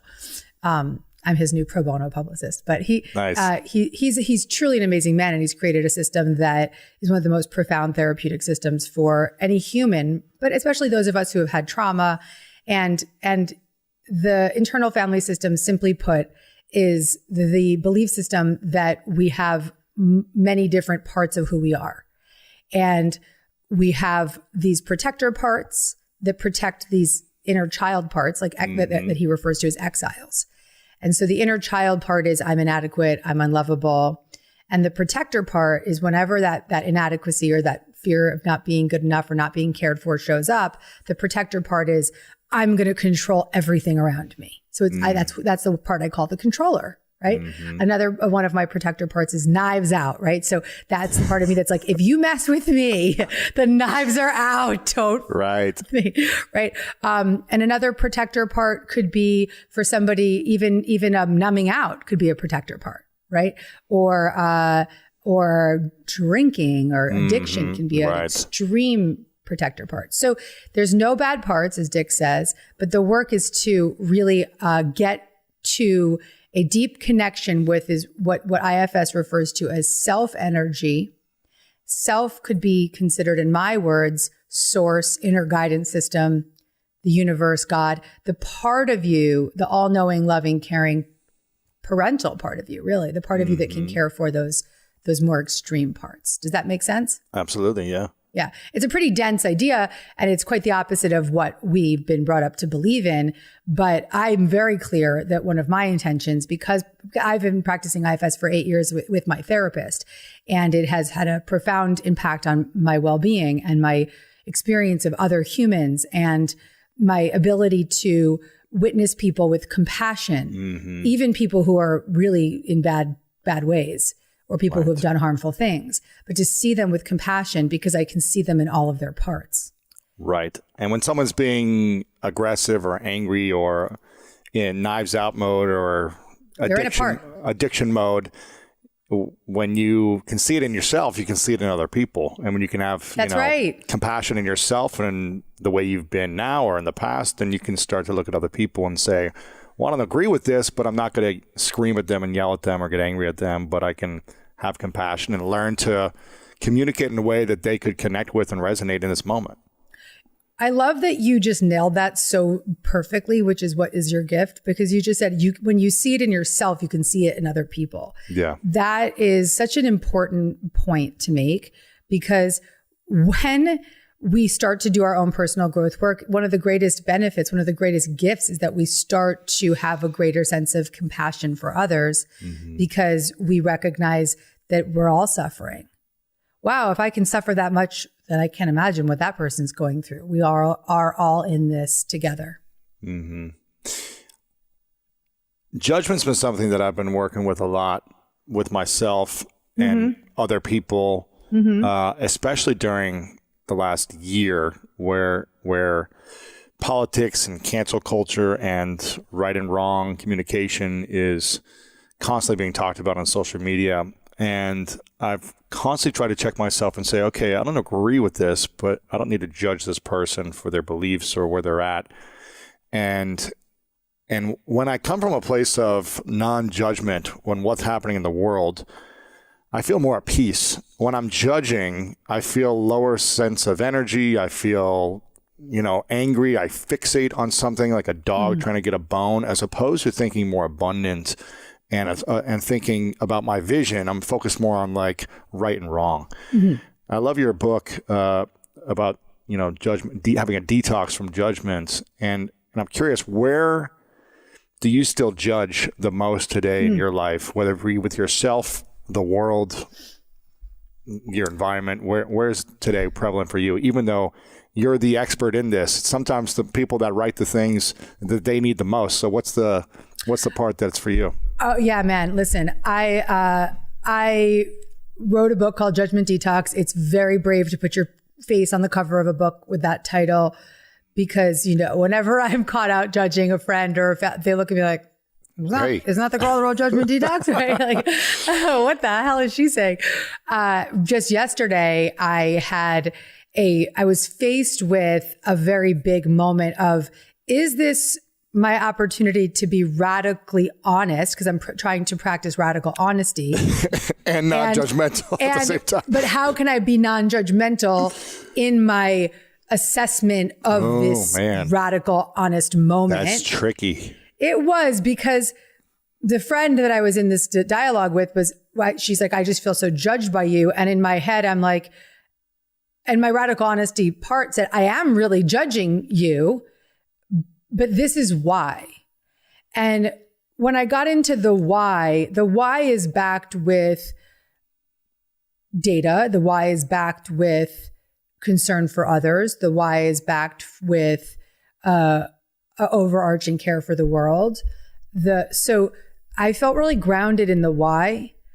And when you practice radical honesty and you tell someone the truth, the biggest way that it is the most effective is to say it from a non-judgmental place. To say, so Howard, could you cue that up? If you don't like something about your partner or your family member, a friend, a coworker, what can you say to them in a non-judgmental way, but radical honesty? Yeah. Here's how I would have liked to have said it to her. I was still heated when I said it, so it came out as judgment. She wasn't wrong about that.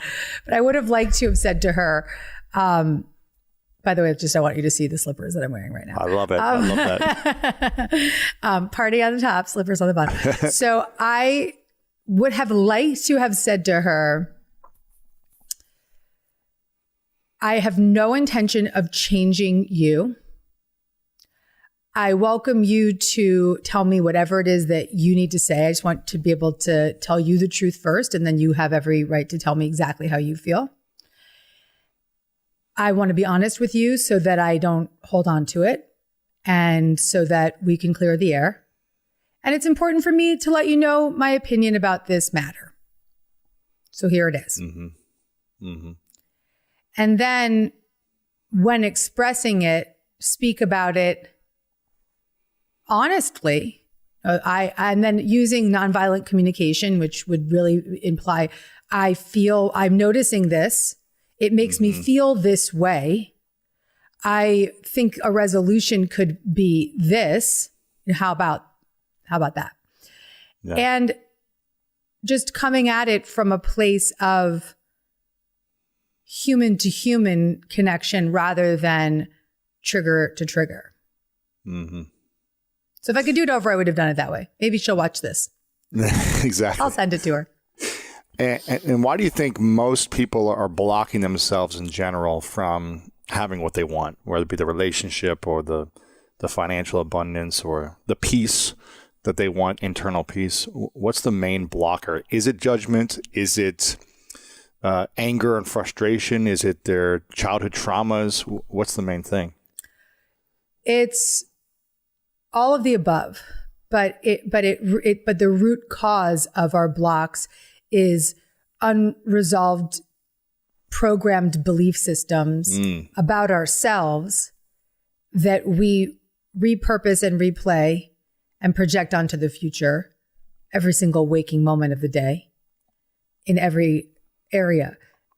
When I say every area, there may be some areas of your life where that belief system doesn't have a hold on you. Whereas, let's say maybe your finances are flowing, everything's cool, you do great at work, but in your relationships, you're just blocked, like it's just constant. So these unresolved areas have a root cause condition that have tentacles, and it can be in all areas, or it can be in some areas, or can be in a specific area. And the blocks are the result of a energetic disturbance that is on repeat. The way out of that, the way to get unstuck, is to change our internal nervous system, our belief systems, and all the energy that's wrapped up around that.